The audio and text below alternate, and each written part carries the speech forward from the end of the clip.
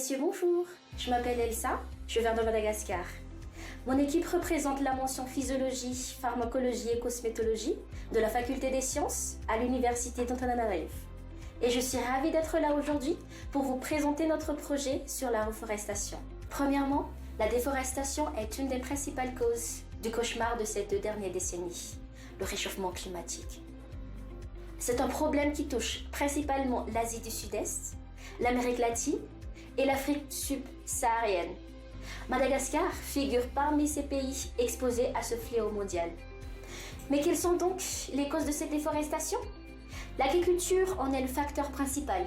Elle représente près de 80% des ravages devant l'élevage, la construction d'infrastructures, les exploitations minières et l'urbanisation. D'autre part, la mise en œuvre des solutions non adéquates, telles que la réalisation de reboisement sans études préliminaires sur le type de pépinière à utiliser. Les de suivi de jeunes plantules aggravent également les problèmes déjà implantés. Pourquoi est-il primordial de solutionner à ce danger? La déforestation engendre d'innombrables problèmes sur plusieurs niveaux.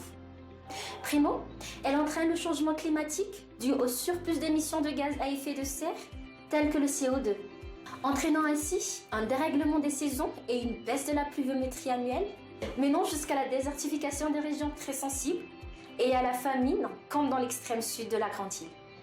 Par la perte de la couverture, la surface du sol est sujette à toutes les formes d'érosion, correspondant à une altération des caractères géophysiques du sol et surtout à la baisse de sa fertilité.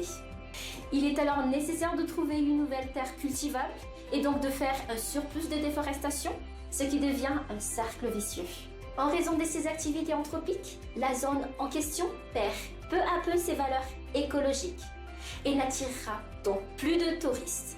Non seulement il y a une perte d'écosystème elle-même, mais également de sources de revenus pour toutes les personnes dépendant de cette filière. Perte de revenus, problème financier. Et finalement, le plus grand problème suite à la déforestation est le réchauffement climatique. On estime même que d'ici 2050, plus de 1000 espèces disparaîtront de la surface du globe si rien ne change d'ici là.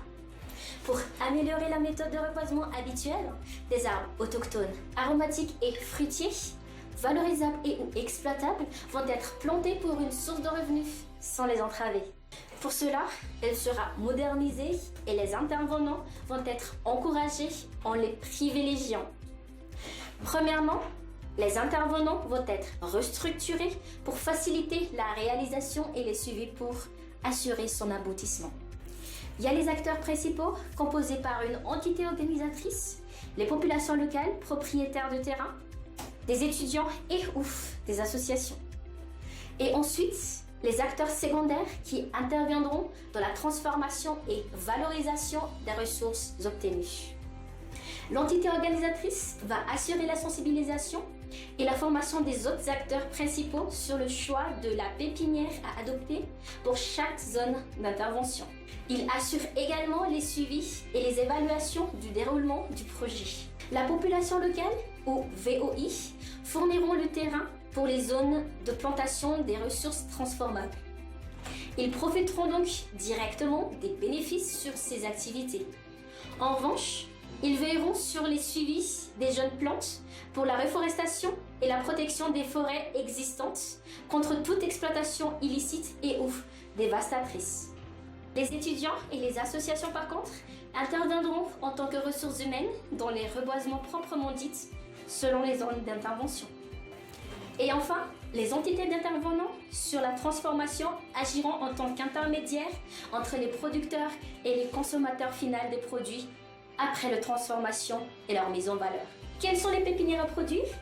Selon les zones d'intervention, il y aura des plantes endémiques pour la reforestation et des plantes transformables qui y sont convenables. Mais comment privilégier ces intervenants à inciter d'autres personnes à étouffer les structures ayant été mises en place?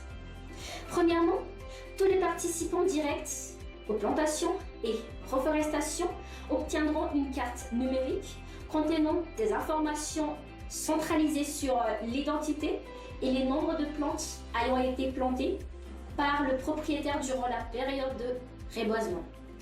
Deuxièmement, Dû au nouveau système implanté, les produits après transformation peuvent être vendus à prix abordable par rapport à ceux qui existaient déjà, mais uniquement pour les personnes ayant participé.